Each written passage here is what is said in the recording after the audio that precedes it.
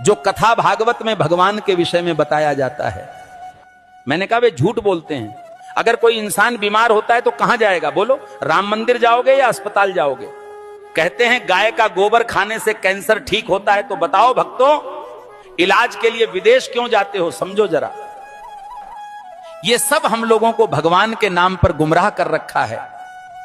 और जब यही लोग कहते हैं धन दौलत त्याग कर भगवान की शरण में आ जाओ, और खुद कहीं पर भागवत कहने जाते हैं, लाखों रुपये लेते हैं।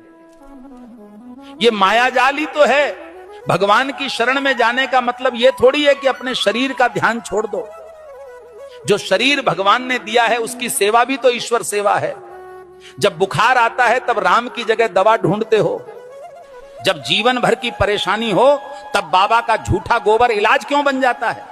गाय पूज्य है, इसमें कोई दो राय नहीं, पर यह कहना कि गोबर खाने से कैंसर ठीक हो जाएगा, यह विज्ञान नहीं, धोखा है।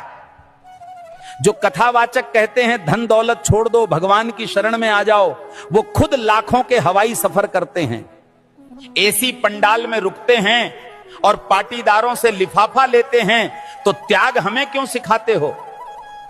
तपस्या की राह हमें क्यों दिखाते हो, जब खुद तुमने उसका कोई अनुसरण नहीं किया? भगवान के नाम पर डर बेचकर जो अपने महल खड़े करते हैं वो संत नहीं, व्यापारी हैं। सच्ची भक्ति वो है जो आंखें खोलती है, ना कि आंखें बंद करवाती है। और आखिर में बात सीधी सी है, भगवान अंधविश्वास से नहीं, सच सेवा और विज्ञान से मिलते हैं। सीताराम सीताराम। भविष्य मालिका कहती है जब पाप बढ़ेगा तो समय न्याय करेगा और धर्म की असली परीक्षा शुरू होगी। 2032 से सत्य युग का आरंभ होगा, लेकिन उससे पहले पूरी धरती हिलेगी। प्यारे भक्तों, 2 सूरज दिखेंगे आकाश में, पर उनमें से एक सूरज नहीं, विनाश का दूत होगा। बंगाल की खाड़ी में गिरेगा अग्निपिंड और समंदर उठकर धरती को लील जाएगा। 7 रात तक सूरज नहीं उगेगा, चांद नहीं दिखेगा, बस अंधकार होगा और भय, जिसे तुम प्राकृतिक आपदा कहोगे। तीसरा विश्व युद्ध दस्तक दे चुका है। शब्द नहीं, अब शस्त्र बोलेंगे। भारत पर हमला होगा, परंतु धर्म की धरती कभी झुकेगी नहीं, क्योंकि भगवान कल्कि का अवतार होगा।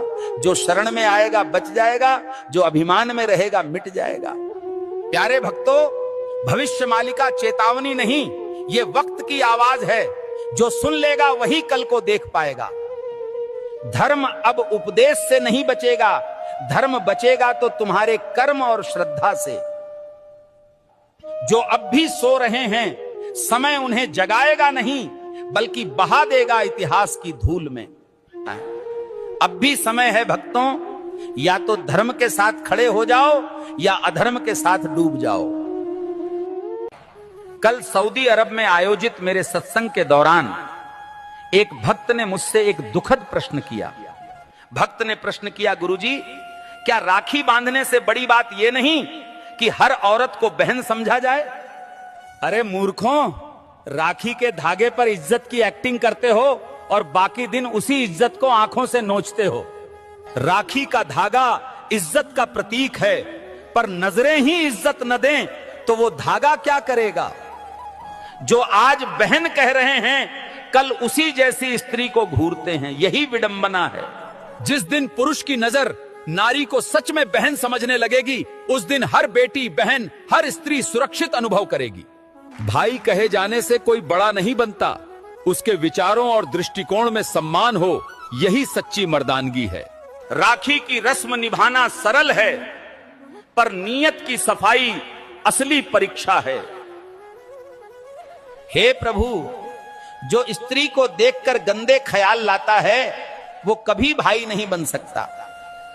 हर लड़की बहन जैसी लगे, ये सिर्फ कह देने से नहीं होता, जब तक मन से उसे बहन समझा न जाए। राखी कोई ताबीज नहीं है, ये चेतावनी है सोच को पवित्र करने की और नारी को नजर से नहीं सम्मान से देखने की।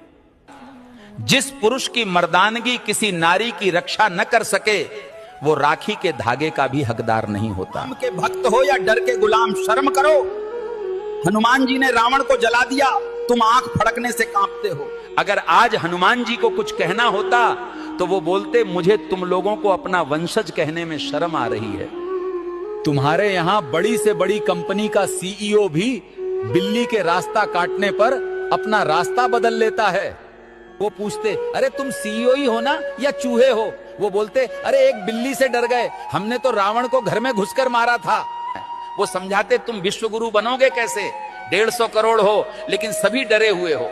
वो बताते कि हमने तो सीने में तीर खाकर राक्षसों से लड़ाई की और तुम आंख फड़कते ही डर के बैठ जाते हो। वो तुम्हें औकात में लाकर बताते कि हमने राम सेतु मंत्र मारकर नहीं बनाया, नल नील नाम के 2 इंजीनियरों से बनवाया था। वो तुम्हें जागृत करते हैं कि जो समाज डरा हुआ हो वहां साइंटिस्ट कम और गुलाम ज्यादा पैदा होते हैं। हनुमान कहते हैं, जिस समाज में तर्क मारा जाए, जहां अंधविश्वास राज करे, वहां भक्ति भी गुलाम हो जाती है। क्या तुम वाकई मेरे वंशज हो या फिर बस ट्यूसडे फल चढ़ाने वाले भक्त? भक्ति करो लेकिन विवेक से, क्योंकि हनुमान सिर्फ मंदिरों में नहीं रहते, जहां साहस है वहीं हनुमान है। सब्सक्राइब करिए, लाइक करिए, कमेंट में अपना भाव लिखिए और मन कहें तो दक्षिणा भी दीजिए। सेवा रुके नहीं।